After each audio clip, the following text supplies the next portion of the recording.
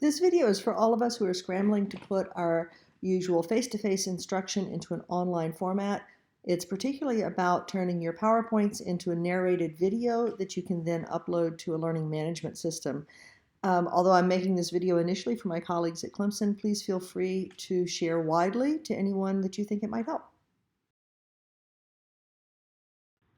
Okay, so there are 7 steps, 5 of which will apply everywhere, 2 of which I'm putting in specifically for Clemson or for other campuses that use Ensemble and Canvas.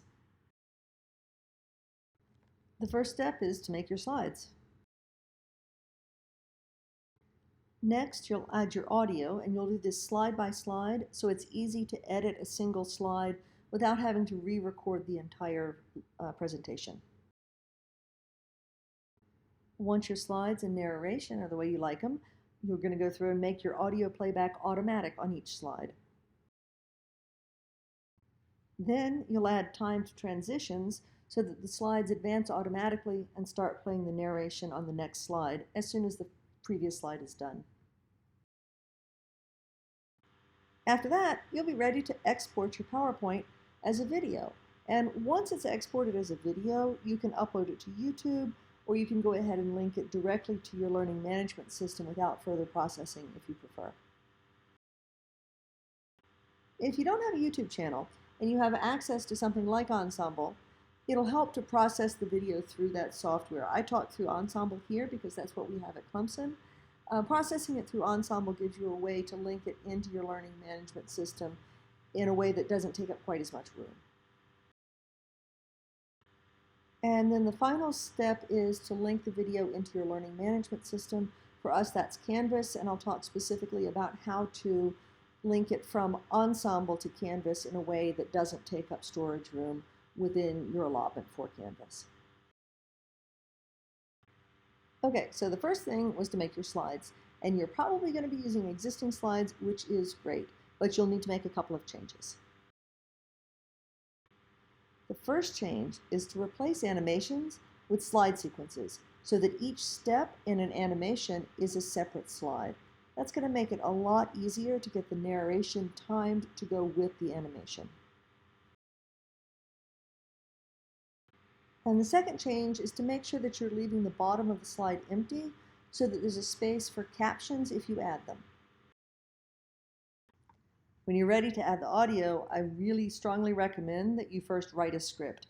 It doesn't have to be incredibly detailed, but you do need to have the bullets of what you're going to say. Otherwise, you're going to find yourself doing 20 or 30 takes until you get everything that you want to say in there in the order you want to say it without a lot of backtracking. Having a script will also make captioning your video much easier. I also recommend using a headset because then you won't get the background noise and the audio pickup will be cleaner. To record the audio itself, first click on the Insert tab on your ribbon bar. It's worth noting at this point that I do use a Mac, so things may look a little bit different if you're on a PC, but you should have the same functionality. On the Insert ribbon, find the icon for audio and click on the drop-down arrow next to it. In the drop-down menu, next to the speaker icon, select Record Audio. You'll get a pop-up window to record your audio. You have the option of adding a specific file name, but you don't need to. When you're ready to record, click on the red circle. As you read your carefully prepared script, you'll see a timer counting off how long you've been speaking. When you're done speaking, click on the square to stop recording. The recording will stop, and you'll see the total time elapsed in the recording. You can now choose to either playback the recording, insert the recording, or re-record. To listen to your recording, click on the play icon. If you're not happy with the recording, click on the red circle again. It'll erase the old audio and start a new recording. When you're happy with the recording, click on Insert. After you've recorded and inserted your narration for a particular slide, you'll want to make the audio playback automatic. To do that, first click on the speaker icon for that slide. With the speaker icon selected, you get access to two tab menus that aren't available otherwise. Click on the Playback tab. The only part of this ribbon toolbar that you need to worry about is how the audio starts. The default setting is in click sequence. That's what we're going to change. Use the drop-down menu to change the start option to automatically. So far, I haven't figured out a way to select automatic playback for all audio files within a PowerPoint. So unfortunately, as far as I know, you have to do this slide by slide. Next, you'll want to set the slides to advance automatically after a set amount of time. And you're going to tie that time to the length of the audio. So the first thing to do is to determine the length of the audio. When you click on the speaker icon on a given slide, it'll pop up a playback panel. Hover over the bar in the middle of that panel to see the length of the audio. Then round up. You want to allow time for the transcription to catch up. So for example, this audio is 6.12 seconds, so I would mark this as an 8-second audio to allow time for transcription. Next, click on Transitions on the ribbon bar to open up the Transitions tab. On the Transitions tab, there'll be two things you need to change, and for me, they're all the way over on the left of that ribbon bar. One is the mouse click, and the other is a little window that says After. The defaults are that the on mouse click is checked and that the After is not checked and is set to 0. We'll be changing both of those. Go ahead and deselect on mouse click and select After. The time that you'll put in the After box is going to be a number of seconds before the slide advances automatically. For me, that's going to be the length of my audio plus the additional time to account for transcription lag. Since the timing for each slide depends on the length of the audio, this transition setting or timing needs to happen for each slide separately. If you're going to export your PowerPoint to video and then process it through Ensemble, which will add captions, you can skip setting up captioning in PowerPoint. If you want to upload the PowerPoint so that students can play it directly, then you'll want to set up the captioning. So that's what I'll talk through in the next slides. To set up automatic captioning, first open the Slideshow tab from the main navigation ribbon. On that tab, click on Subtitle Settings. On the Subtitle Settings panel, choose Bottom Overlaid to have the subtitles show up on that bottom part of the screen as they're doing for this video. Back on the Slideshow tab, click to select Always Use Subtitles. Once all of your audio is done and your timings are set, you may want to run through the slideshow and see how it works, make sure that the transcription is good and that you don't want to make any changes. Just do the normal thing you would do. Under the Slideshow tab, click on Play from Start. Once you're happy, under the same menu where you save the file, click on Export. At the bottom of the pop-up window, there'll be an option for file format. Click on the double arrow to open up your menu of options. From that drop-down menu, select MP4. As soon as you select MP4, additional options will pop up. Notice that it's already set to use recorded timings and narrations. Don't change that. You'll only want to change one thing on this screen.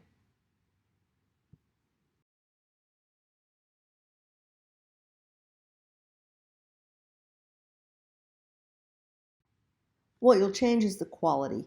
Click on the drop-down arrow next to Quality and select Internet Quality rather than Presentation Quality. Next, click on Export and then go get a cup of coffee because this is going to take a while. Once your PowerPoint has exported as an MP4, you do have the option of going ahead and uploading that MP4 straight into your learning management system. However, doing so will take time when you upload it and every time a student needs to access it. So if you have the option of using software to create an embed code instead, that's a really good thing to do. For Clemson users, we use Ensemble. To get to Ensemble, go to ensemble.clemson.edu. And when you get there, you need to make sure that you click on the Here, and you'll need to use your Shibboleth login. Although your login information will be populated on the right-hand side of the screen, that doesn't work. You have to click on the Click Here part. Once you've logged into Ensemble, click on the Add button on the main page. There will be a whole page full of information to fill out. The only thing that is absolutely required is the title. So you do need to put in a title. You can also add additional information, but as long as there's a title, you can move on to the next step. After you've entered the title and any additional information you want to put in, the next screen is where you're going to actually upload the files. So this is what the top of that screen looks like, and this is the part you need to pay attention to. The first thing you need to do is change the workflow from its default of compress and stream to the bottom option of upload no transcode. Do that using the drop-down menu. After you've changed the workflow setting, click on Add File. Select the MP4 file that you exported from your PowerPoint, and then click on Start Upload in Ensemble. And then go get another cup of coffee, because this is going to take a while. Once the upload's complete, a new part of the screen will show. It'll be down at the bottom. It'll be a media log. And at first, it will show pending processing in orange letters. Once it changes to the green letters of ready, go ahead and click on Continue.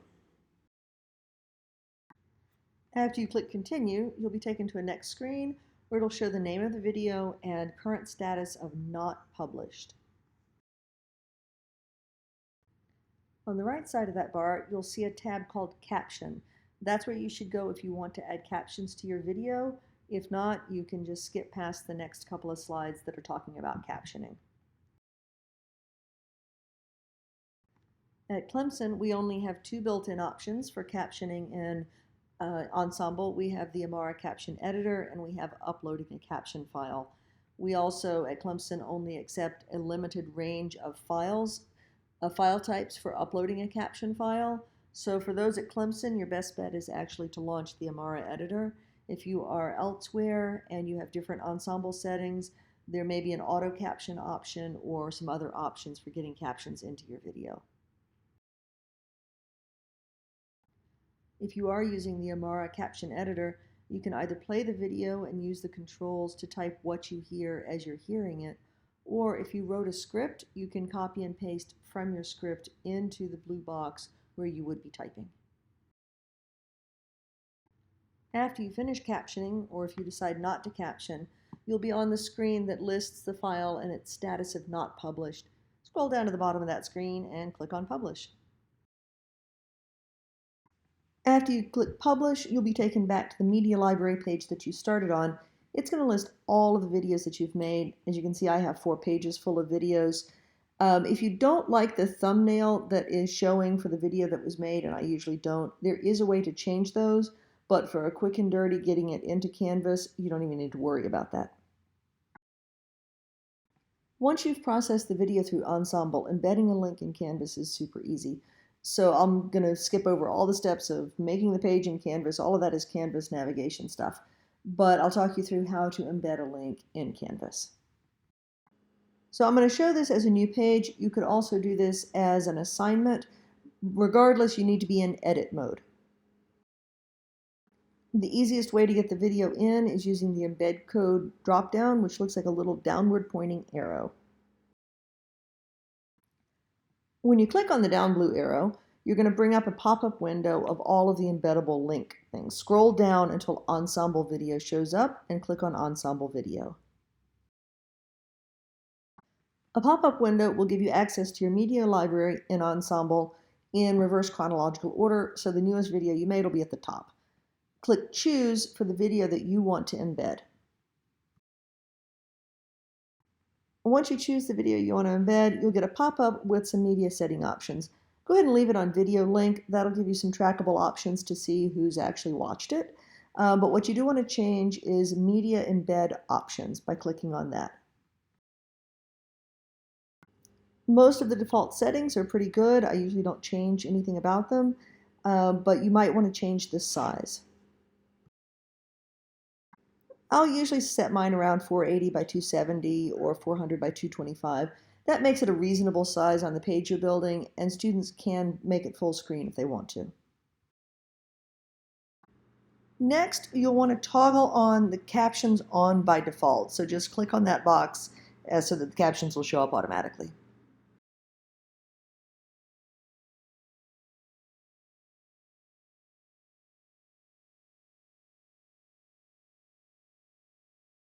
And after you've changed your settings, go ahead and click Save. And your video is now in Canvas. And it's worth noting that you can include videos as quiz questions so that, for example, you could have students watch a short segment of video and then ask them questions about it, move on to another short segment of video, ask questions about it. So you can build this as an interactive lecture to some extent using this method. Okay, so a quick disclaimer. I am by no means an expert at Canvas, PowerPoint, or Ensemble, and I am sure that there are better ways to do most of the things that I have described in this video. This is just a process that I've put together over the past couple of years, making a series of instructional videos for a partially flipped classroom. And I thought these tips might help if you're new to that game. So hang in there, wash your hands, and good luck to all of us.